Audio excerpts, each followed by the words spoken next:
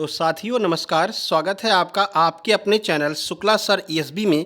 मेरा नाम है अतुल शुक्ला और हम लेकर के आ गए हैं आपके लिए ग्रुप 4 मध्य प्रदेश आबकारी, मध्य प्रदेश समूह 1, समूह 2, MP SI, MP police constable और मध्य प्रदेश में होने वाली सभी भर्ती परीक्षाओं की दृष्टि से अति महत्वपूर्ण वीडियो है आपकी मध्य प्रदेश सामान्य ज्ञान। जैसा कि आपको पता है मध्य प्रदेश में कोई भी एग्ज़ाम हो उसमें एमपीजी के सबसे ज़्यादा महत्वपूर्ण होती है, क्योंकि ये जो है वो डिफरेंस क्रिएट करती है।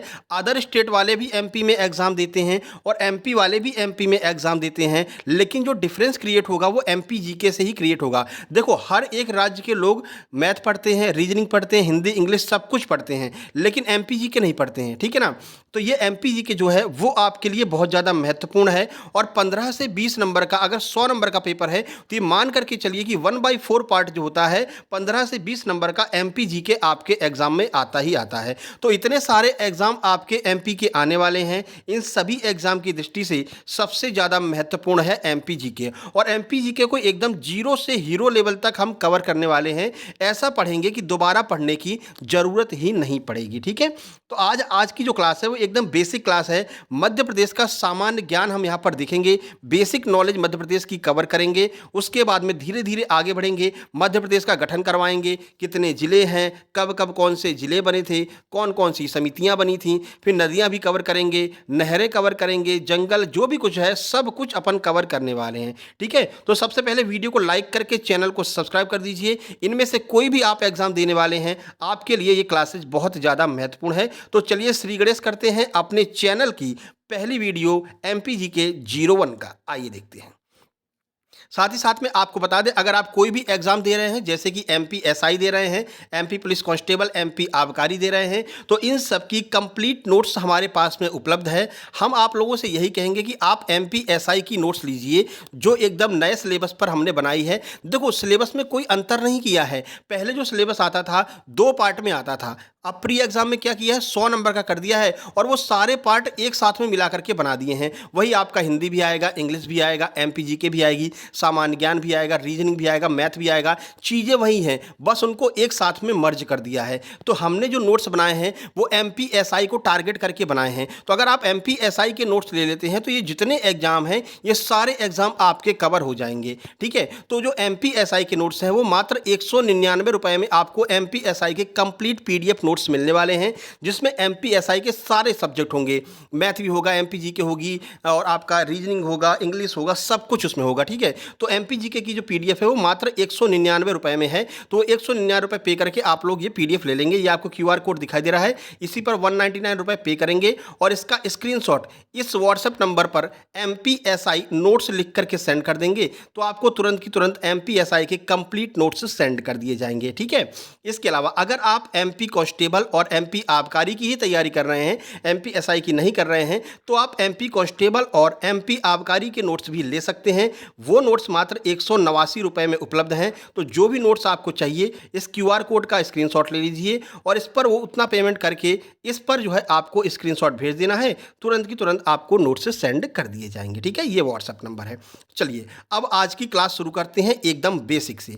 सबसे पहले हम बताएंगे भैया मध्य प्रदेश कैसे कैसे कहाँ पर बना, कैसा दिखता था, फिर कैसे हुआ, आज कैसा दिख रहा है। एकदम जीरो लेवल से शुरू करते हैं। देखो, सबसे पहले भारत आज़ाद हो गया भैया। भारत के आज़ाद तक तो आपको पता ही है। ठीक है ना।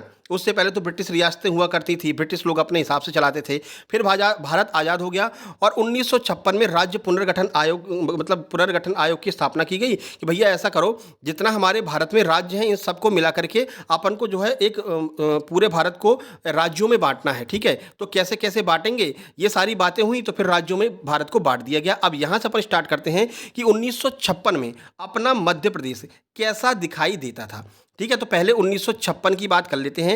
1956 में जब गठन हुआ राज्य पुनर्गठन आयोग के द्वारा, वैसे हम आप एकदम जीरो से कवर करेंगे अभी जब पढ़ाएंगे। अभी तो आज हम बेसिक नॉलेज दे रहे हैं आपको एमपी की। ठीक है ना।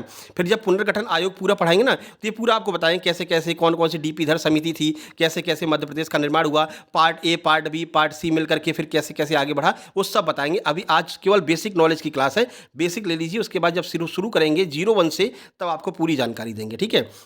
देखो, शुरुआत में 1956 में मध्य प्रदेश कैसा दिखता था, ये देखो यहाँ पर मध्य भारत है, फिर यहाँ पर आपका भोपाल, भोपाल से अलग राज्य हुआ करता था, ठीक है? विंध्य प्रदेश अलग राज्य हुआ करता था, मध्य प्रदेश अलग राज्य हुआ करता था, तो ये सारे जो है अलग-अलग राज्य बँटे हुए थे। 1956 में अपना मध्य प्रदेश इस तरह से दिखाई देता था, केवल इतना सा था मध्य प्रदेश, ठीक है? 1956 में।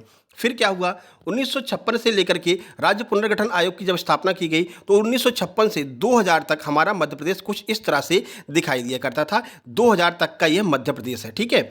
जब पूरा राज्य वगैरह मिला दिए गए, भोपाल-ओपाल सब बना दिया गया, भोपाल को राजधानी बना दिया गया, तो ये हमारा मध्य प्रदेश 2000 तक इस तरह से दिख रहा था। 1956 से लेकर के वर्ष 2000 तक हमारा मध्य प्रदेश इस तरह से दिख रहा था। ये जो छत्तीसगढ़ है, तब छत्तीसगढ़ बना नहीं था, ठीक है?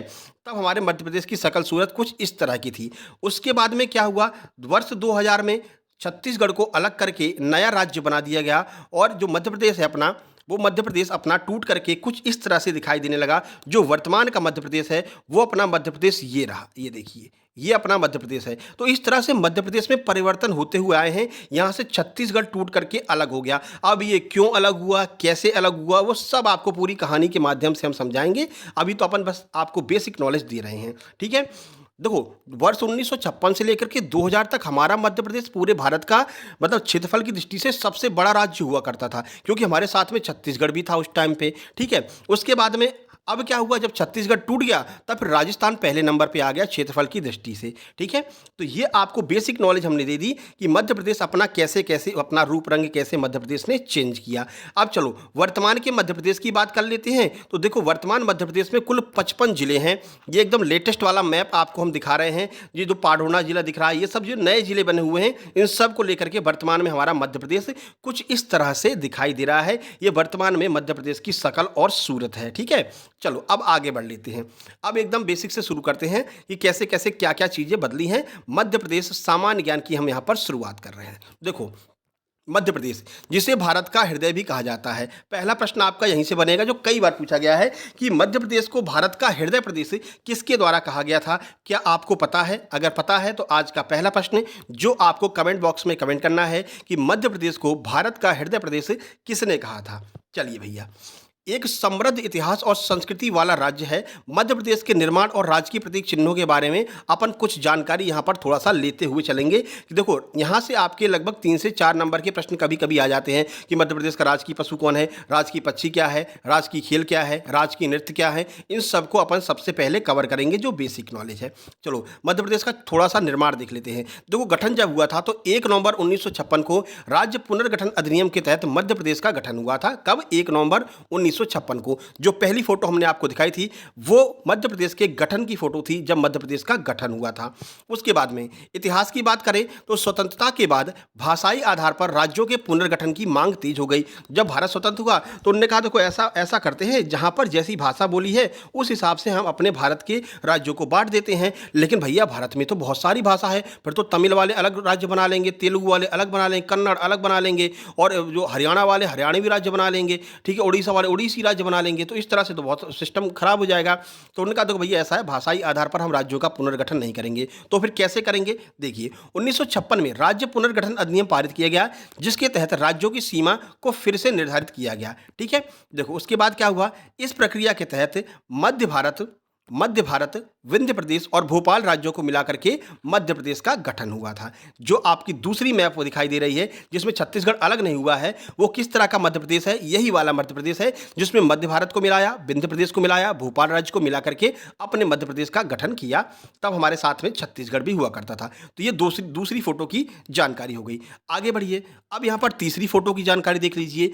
1 नवंबर 2000 को मध्य प्रदेश से अलग होकर के छत्तीसगढ़ एक नया राज्य बना। तो जो तीसरी फोटो हमने दिखाई है, जो अपना वर्तमान मध्य प्रदेश है, वो ये वाला मध्य प्रदेश है, नंबर 3। ये देखिए, ये नंबर 3 जो है, यहाँ से क्या हुआ, छत्तीसगढ़ अपन से अलग हो गया। तो पहली फोटो जिसमें ये मध्य भारत, विंध्य प्रदेश और भोपाल, इनको मिलाकर के पूरे मध्य प्रदेश का निर्माण किया गया, जो वर्ष 2000 तक इस तरह से दिखाई देता था। वर्ष 2000 में छत्तीसगढ़ हमसे अलग हो गया, और फिर हमारा मध्य प्रदेश कुछ इस तरह से दिखाई देने लगा, और वर्तमान मध्य प्रदेश इस तरह से हमको दिखाई दे रहा है। वही यहाँ पर बेसिक नॉलेज इन्होंने लिख करके बता दिया है। चलिए भैया, आगे बढ़ते हैं। देखो, अब इस समय क्या था, राजधानी भोपाल को मध्य प्रदेश की राजधानी के रूप में चुना गया। बोला गया भैया देखो ऐसा है, भोपाल को ही मध्य प्रदेश की राजधानी बनाएंगे। वैसे बनने वाली राजधानी कौन थी, ग्वालियर थी, लेकिन ग्वालियर को छोड़ करके भोपाल को क्यों बनाया गया, इसके बारे में भी आपको जानकारी देंगे जब हम पुनर्गठन अच्छे से आपको पढ़ाएंगे। अभी तो बेसिक कर रहे हैं ना भैया। चलो भैया, राज की पशु, अब यहाँ पर हम बेसिक बेसिक नॉलेज देख लेते हैं जो अपने एग्जाम में यहाँ से 2 नंबर के प्रश्न आते ही आते हैं। देखो सबसे पहली बात, राज की पशु कौन है, बारहसिंगा है, ठीक है। उसके बाद में राज की पक्षी क्या है, राज की पक्षी है दूधराज। इसके ये जो इंग्लिश नेम है, रासायनिक नाम है, ये भी आपको देखते जाने हैं। डुआ सेली याद रखिए, केवल डुआ सेली याद रखेंगे आपको बारहसिंगा याद रहेगा। पैराडाइज फ्लाई कैचर जो है वो हमारे दूधराज का नाम होता है, ये हमारा राजकीय पक्षी हो जाएगा। उसके बाद में राजकीय वृक्ष की बात कर लेते हैं। राजकीय वृक्ष बरगद होता है, अभी फोटो भी दिखा देंगे, कहाँ परेशान हो रहे हैं। राजकीय वृक्ष क्या होता है, बरगद होता है। राजकीय पुष्प की बात कर लेते हैं, तो जो सफ़ेद लिली है ये हमारा राजकीय पुष्प है अपने मध्य प्रदेश का। अपने मध्य प्रदेश का राजकीय पुष्प सफ़ेद लिली है। तो भारत का राष्ट्रीय पुष्प क्या है, ये आपको कमेंट बॉक्स में कमेंट करना है, जो कि आज का आपका दूसरा प्रश्न हो जाएगा। देखो हम हर वीडियो में 3 प्रश्न पूछते हैं जिनको आपको कमेंट बॉक्स में कमेंट करना रहता है, ठीक है। चलो राज की मछली की बात करते हैं, तो महासीर जिसे हम टोर टोर कहते हैं, ये टोर टोर वाला प्रश्न कई बार एग्जाम में पूछा गया है, तो ये हमारी राजकीय मछली हो जाएगी। वहीं राजकीय फसल की बात करते हैं तो भैया सोयाबीन। सोयाबीन के उत्पादन में मध्य प्रदेश ना केवल भारत में बल्कि पूरे एशिया में नंबर 1 है हमारा मध्य प्रदेश। तो सोयाबीन, इसीलिए हमारे मध्य प्रदेश को सोया प्रदेश भी कहा जाता है। राजकीय फसल हमारी सोयाबीन हो जाएगी। वहीं राजकीय नृत्य की बात करते हैं, तो राजकीय नृत्य हमारा क्या होगा, राई जो है वो हमारा राजकीय नृत्य हो जाएगा। एक बार स्पीड में देख लीजिए, राजकीय पशु क्या है भैया, बारहसिंगा, ठीक है, आप बोलते जाइए, ठीक है। उसके बाद में राजकीय पक्षी क्या है सर, दूधराज है। राजकीय वृक्ष बरगद है सर। राजकीय पुष्प सफेद लिली है। राजकीय मछली महासीर है। राजकीय फसल सोयाबीन है। राजकीय नृत्य राई है। आगे बढ़ लेते हैं, राजकीय नाट्य क्या है, नृत्य और नाट्य में डिफरेंस है, ठीक है। राजकीय नाट्य हमारा माचा है। माचा हमारा राजकीय नृत्य वो नाट्य है। राजकीय खेल की बात कर लेते हैं, तो जो मलखंभ है, ये मलखंभ हमारा राजकीय खेल हो जाएगा। और आपको याद होगा कॉमनवेल्थ में अभी हाल ही में मलखंभ को भी शामिल किया गया है। ये करंट अफेयर है, आपको याद रखना है।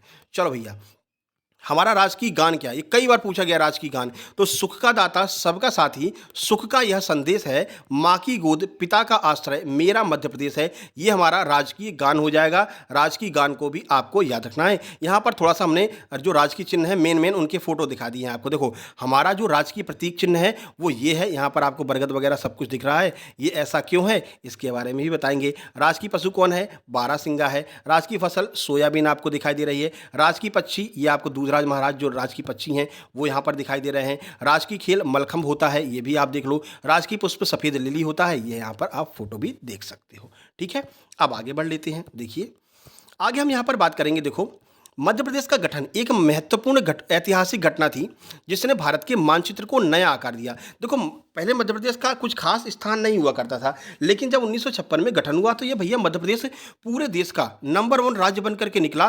कैसा, क्षेत्रफल की दृष्टि से। तो हमारा जो मैप था भारत का, उस मानचित्र को इस मध्य प्रदेश ने नया आकार दिया।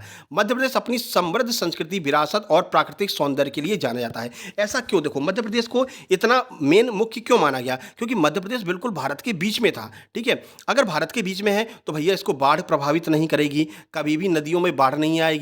अगर बाढ़ आएगी भी, मान लीजिए सुनामी उनामी आती है, तो वहीं उड़ीसा केरल वेरल पर होकर के रह जाती। थोड़ा बहुत आगे बढ़ेंगी तो 2-4 किलोमीटर, 10 किलोमीटर, 15 किलोमीटर बढ़ जाएंगी, लेकिन मध्य प्रदेश तक कभी नहीं पहुंच पाई। तो कोई भी तूफान आए, कोई भी बाढ़ आए, कोई भी सुनामी आए, मध्य प्रदेश तक कभी नहीं पहुंचा। इस वजह है, यही एक ऐसी वजह है जिसकी वजह से हमारा मध्य प्रदेश हमेशा समृद्ध रहा है। कोई भी राजा आता था वो इस तरह से आया, भैया ये मान लो अपना भारत देश है, अगर इधर से आ रहा है, इधर से ऊपर से अगर आ रहा है, अब पूरा बना दे लो, ऐसे पूरा बन जाएगा, पूरा मान लीजिए। देखो नीचे से अगर आएगा समुद्र के रास्ते से तो वो केरल में आकर के हमला करेगा, थोड़ा बहुत जाएगा उड़ीसा, और यहाँ आते आते वो बेचारा थक जाता है, नर्मदा नदी को पार नहीं करता, कहता चलो भैया ठीक है हो गया जितना ले लिया, फिर यहाँ से वापस लौट जाते थे समुद्र के रास्ते, जितने लुटेरे वगैरह आते थे, ठीक है सर। ये तो नीचे की बात होगी। अब ऊपर से क्या होता था, मान लीजिए इधर जो अरब वाले लोग हैं, ठीक है, ये अरब वाले लोग जब आते थे तो वो क्या करते थे, राजस्थान में आते थे, राजस्थान में लूटपाट की, इधर जम्मू कश्मीर में लूटपाट की, और बहुत अगर बढ़ते थे तो गुजरात गुजरात तक चले जाते थे। मध्य प्रदेश आते आते उनकी भी सांसें फूलने लगती थी, बोलते भैया अब इतना आगे नहीं जा पाएंगे,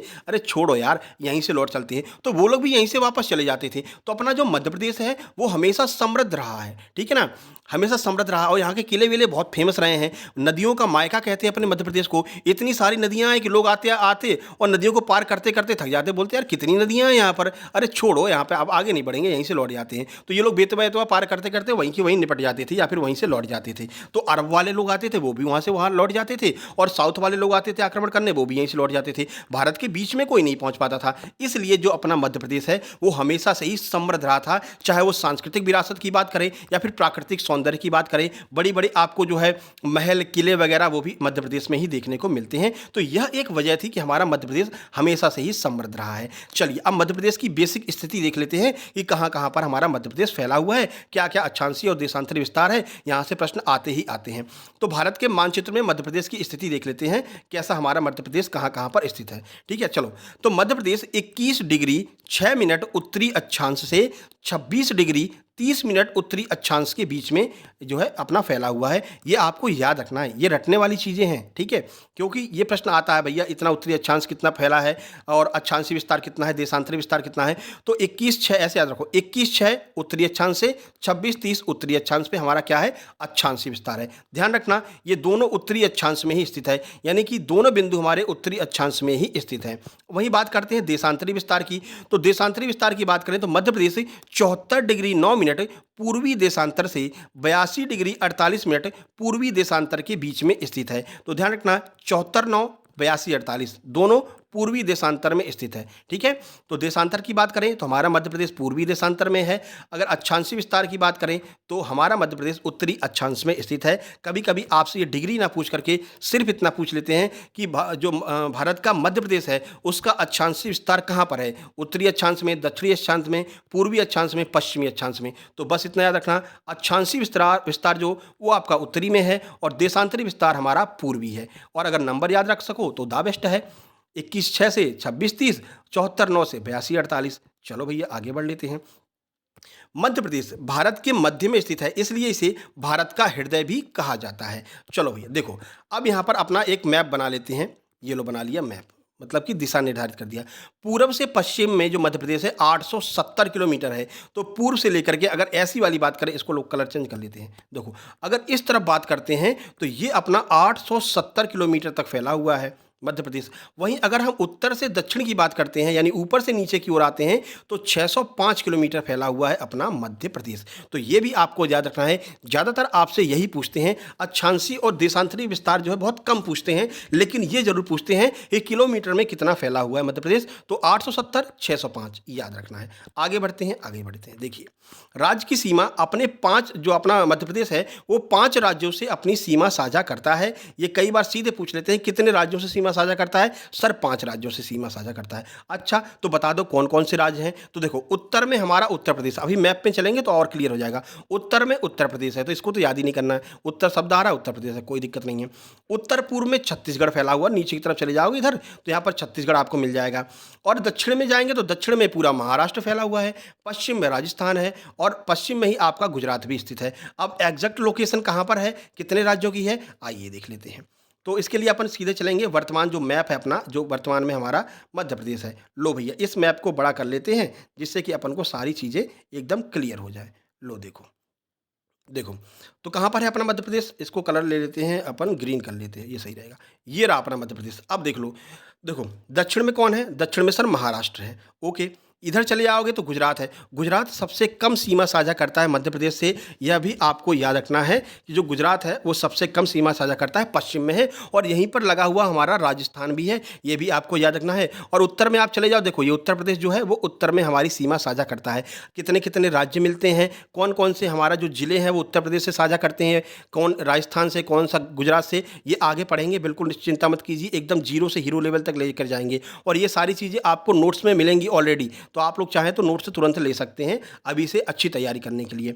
इधर आ जाओ, इधर आपको पूरा छत्तीसगढ़ दिखाई दे रहा है, ये देखो छत्तीसगढ़ पूरा घेरे हुए है, ठीक है। तो ये लोकेशन है अपने मध्य प्रदेश के, 5 राज्य अपने अगल बगल में मध्य प्रदेश को घेरे हुए हैं। मध्य प्रदेश एक लैंड लॉक राज्य है, यानी कि भू आवेष्टित राज्य है, पूरी तरह से चारों तरफ से भू आवेष्टित है। ना तो किसी देश से अंतर्राष्ट्रीय सीमा साझा करता है, ना ही किसी समुद्री स्थल से हमारा मध्य प्रदेश जुड़ता है। टोटली लैंड लॉक राज्य है और यही एक वजह है कि हमारा मध्य प्रदेश हमेशा से समृद्ध रहा है।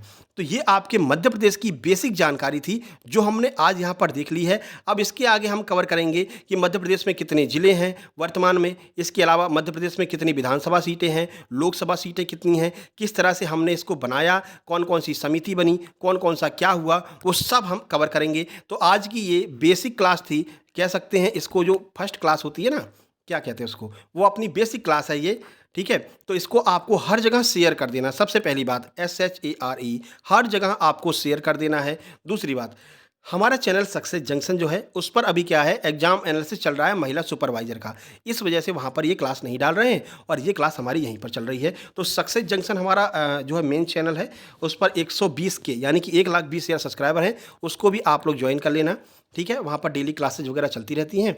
तो ये आज की क्लास थी, कैसी लगी कमेंट बॉक्स में कमेंट करना। टू बी कंटिन्यू लिख देते हैं भैया यहाँ पर, टू बी कंटिन्यू, यानी कि ये अभी क्या है, ऐसे ही क्लासेज आगे चलती रहेंगी, बस आपके सहयोग की आवश्यकता है। आपको इस वीडियो को दूर दूर तक शेयर कर देना है और जो नंबर हमने ऊपर आपको दे रखा है उस पर आपको जो है अपने नोट से प्राप्त कर लेने हैं, ठीक है। तो चलिए मिलते हैं कल सेकंड क्लास में, तब तक के लिए नमस्कार, धन्यवाद। जरूर शेयर कीजिएगा, आज की यह पहली क्लास है। पूरा MP का जो भी सिलेबस है वो हम इसी चैनल पर कवर करवाएंगे और आपका मैथ भी चलाएंगे, रीजनिंग भी चलाएंगे। बिल्कुल निश्चिंत रहिए, फ्री में सारी क्लासेज आपको प्रोवाइड कराई जाएंगी, 1 रुपये आपसे नहीं लेंगे, केवल नोट्स का चार्ज लगता है, क्योंकि हमारी भी पूरी टीम है, जो टाइपराइटर की टीम है, जो आपको नोट्स सेंड करते हैं उनकी टीम है, तो उनको भी तो कुछ चाहिए ना भैया, तो उसके लिए थोड़ी सी ज़रूरत पड़ती है। बाकी सारी चीज़ें हमारी YouTube पर ही चलेंगी, हमारा कोई ऐप वगैरह नहीं है, किसी भी ऐप के चक्कर में मत पड़ना, कोई ऐप नहीं है, सारी क्लासेज फ्री ऑफ कॉस्ट आपके अपने चैनल शुक्ला सर ESB पर ही चलने वाली है, ठीक है। तो चलिए मिलते हैं नेक्स्ट वीडियो में, तब तक के लिए नमस्कार, धन्यवाद।